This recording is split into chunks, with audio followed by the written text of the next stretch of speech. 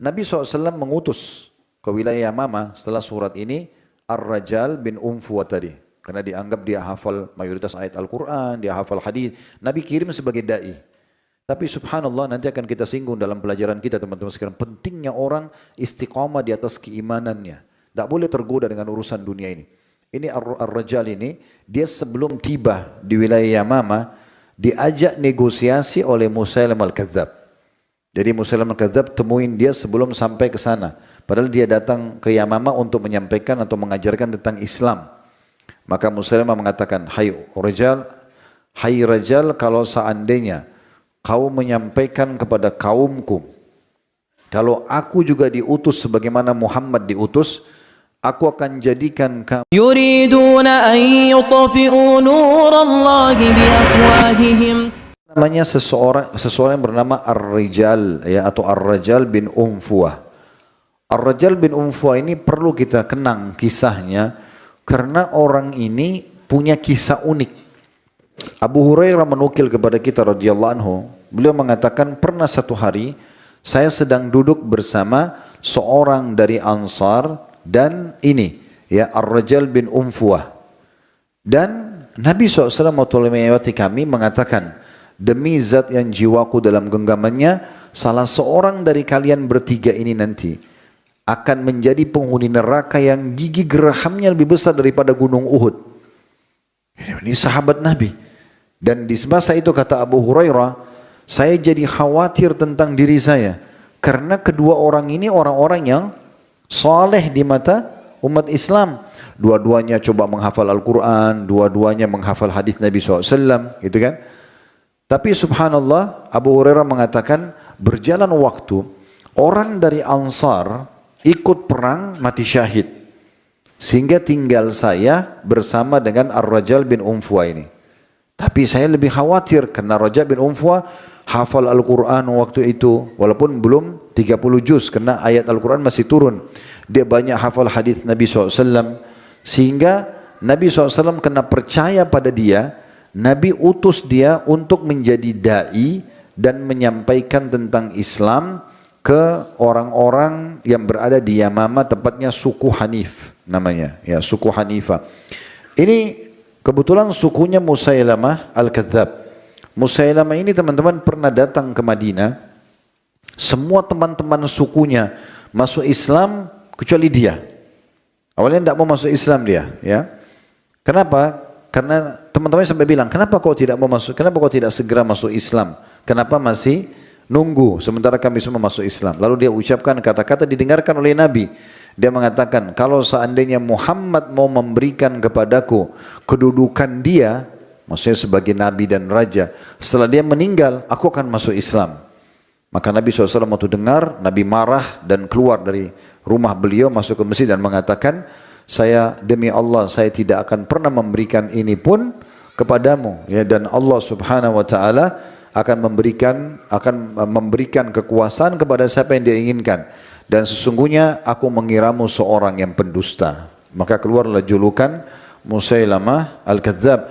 Dan ternyata betul, dia pulang ke kampungnya untuk menutupi dirinya pada saat itu dia masih sempat masuk Islam. Ya, dalam beberapa athar ada juga yang mengatakan tidak sempat masuk Islam. Kemudian dia pulang ke kampungnya, dia mengaku seorang nabi. Lalu terus saja karena dia punya harta banyak, dia membayar orang-orang supaya mendukung dia dari sukunya, dan akhirnya makin banyak orang yang ikut dia. Sebagian pengikutnya setelah Musailamah Al-Kadzab terbunuh di tangan Khalid bin Walid dan beberapa sahabat-sahabat Nabi, di antaranya ada kiprah tokoh kita ini Zaid radhiyallahu anhu. Maka sebagian pengikutnya ditanya, kenapa kalian dulu ikut dengan Musailamah? Apakah memang karena dia benar atau hanya karena fanatik kesukuan? Hampir semuanya mengatakan karena fanatik kesukuan saja. Kami ingin ya bersaing dengan Quraisy. Suku Hanifah ini suku besar ya di Yamama, bersaing dengan Quraisy dari sisi perekonomian, peradaban, jumlah anggota sukunya dan segala macam. Maka kami hanya ingin bersaing saja.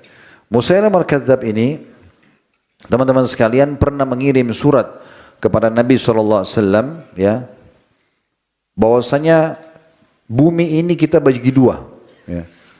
Setengah buat kamu, setengah buat aku. Dan Allah telah memilih aku sebagaimana memilih kamu dan seterusnya lah. Semua berita dusta gitu. Lalu Nabi SAW balas suratnya. Kurang lebih isinya itu disebutkan dalam Al-Bidayah wa Nihayah ditulis oleh Ibnu Katsir di halaman 523 di 503 di buku kita ya. Nabi SAW menjawab mengatakan Bismillahirrahmanirrahim dengan menyebut nama Allah yang Maha Pengasih lagi Maha Penyayang min Muhammadir Rasulillah dari Muhammad utusan Allah ila Musailamah al-Kadzdzab ya Musailamah sang pendusta salamun ala man ittaba'al huda. Sungguh keselamatan akan dilimpahkan kepada orang yang mengikuti petunjuk. Amma ba'd, selanjutnya, fa innal arda lillahi yurithuha man yasha'u min ibadi wal aqibatu lil muttaqin. Ketahuilah bahwasanya bumi ini milik Allah. Dia mewariskannya kepada orang yang dikehendakinya dari para hambanya dan kesudahan baik bagi orang-orang yang bertakwa. Nabi SAW mengutus ke wilayah Yamama setelah surat ini Ar-Rajal bin Unfuwa tadi. Karena dianggap dia hafal mayoritas ayat Al-Quran, dia hafal hadis. Nabi kirim sebagai da'i. Tapi subhanallah nanti akan kita singgung dalam pelajaran kita teman-teman sekalian. Pentingnya orang istiqamah di atas keimanannya. Tak boleh tergoda dengan urusan dunia ini. Ini Ar-Rajal ini, dia sebelum tiba di wilayah Yamama, diajak negosiasi oleh Musailamah al-Kadzdzab. Jadi Musailamah al-Kadzdzab temuin dia sebelum sampai ke sana. Padahal dia datang ke Yamama untuk menyampaikan atau mengajarkan tentang Islam. Maka Musailamah mengatakan, hai Rajal, kalau seandainya kau menyampaikan kepada kaumku, kalau aku juga diutus sebagaimana Muhammad diutus, aku akan jadikan kamu adalah pendampingku. Waktu itu dianggap si Musailamah ini seperti rajahnya suku Hanifah gitu ya. Mereka punya wilayah yang sangat besar di Yamama. Yamama termasuk wilayah luas. Maka aku akan angkat kamu menjadi pendampingku dan aku akan berikan kamu apa saja yang kau mau. Cuma satu saja, jangan dustakan kenabiannya Muhammad. Bilang saja aku juga nabi sebagaimana dia nabi. Subhanallah, di saat dijanjikan akan diberikan harta melimpah jabatan, yang terjadi Ar-Rajal pun terpengaruh. Padahal orang ini pernah lihat Nabi dengan mata kepala, beriman pada Nabi SAW, kemudian juga menghafal mayoritas ayat Al-Quran di saat itu, mayoritas menghafal hadis. Apa yang kurang dari situ? Kalau mau dibandingkan dengan kita hanya belajar, kita tidak pernah lihat Nabi dengan mata kepala kita. Kita belajar dari kitab-kitab yang sudah dinukil oleh para ulama. Ya, ini mungkin sangat jauh sebenarnya, tapi subhanallah, hidayah di tangan Allah Subhanahu wa taala, dan perlunya seorang mukmin dan muslim hati-hati terhadap iman yang sudah dimiliki, bisa saja tergoyahkan setiap saat. Makanya Nabi SAW selalu berdoa, ya muthabbital qulub tsabbit qalbi ala dinik. Wahai zat yang mengokohkan hati hamba-hambanya, kokohkan hatiku di atas agamamu. Maka kata Aisyah radhiyallahu anha, ya Rasulullah, banyak sekali anda ulangi doa ini. Kenapa? Apa yang anda khawatirkan? Kata Nabi SAW, wahai Aisyah, yang namanya hati manusia berada di jari jemari sang Maha Pengasih Allah. Dia membolak-balikkan sesuai yang dia inginkan. Artinya bisa saja kalau Allah mau, Allah sesatkan seseorang, tapi tentu dengan kemahaadilannya. Allah bukan sesatkan seseorang karena zalim, tidak. Tapi Allah sudah tahu, seperti kasus Fir'aun, Haman, Qarun, Namrud, ya Abu Lahab, Abu Jahal dan banyak yang lainnya. Di antaranya Ar-Rajal bin Unfuwa ini, bagaimana Allah tahu sebenarnya hati mereka ini bukan hati yang terpaut kepada Allah Subhanahu wa taala. Mereka hanya asal-asalan saja. Maka Allah, ataupun mereka menolak sebenarnya. Maka Allah Subhanahu wa taala sesatkan mereka. Nah, ini poin penting untuk diperhatikan baik-baik. Nanti akan kita bahas dalam pelajaran Ad-Durus wal Ibar tentang masalah istiqamah. Bagaimana kita bisa istiqamah di atas ilmu dan iman yang kita miliki sampai mati. Bukan hanya sehari, 2 hari, sepekan, 2 bulan, setahun, 10 tahun, ya 50 tahun, berapapun Allah kasih kita umur, sampai ajal datang. Jadi kalau orang meninggal dalam kondisi di atas sunnah Nabi SAW, inilah perkataan Imam Ahmad yang masyhur, sampai meninggal di atas sunnah Nabi SAW, maka dia boleh meninggal dengan bagaimanapun keadaannya. Maksudnya sudah pasti dia akan aman, tapi harus sampai wafat, ya.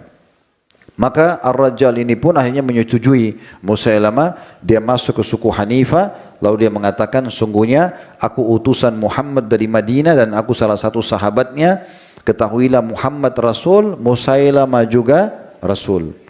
Akhirnya mayoritas suku Hanif, bahkan bisa kita katakan hampir seluruhnya, itu kemudian meninggalkan, tidak jadi masuk Islam. Bahkan yang sudah masuk Islam banyak yang murtad, kemudian mereka membentuk komunitas sendiri.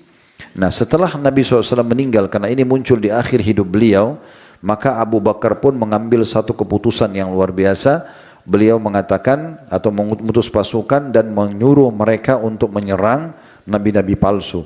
Kalau diakumulasi, saudaraku seiman, jumlah pasukannya Al-Aswadul Unsi, kemudian Musailamah Al-Kadzdzab, Tulaihah bin Khuwailid, ya, dan juga orang-orang yang lain yang muncul di masa itu, ya, cukup banyak yang muncul juga, ya, yang muncul untuk mengaku sebagai nabi palsu, tapi kecil-kecil, yang besar-besar yang tiga ini, ya, Musailamah Al-Kadzdzab, Al-Aswadul Unsi, sama Tulaihah. Tapi Tulaihah kita sudah bahas bulan lalu, dia kembali masuk Islam dan sampai istiqamah dan terbunuh mati syahid, ya, di masa Umar radhiyallahu anhu.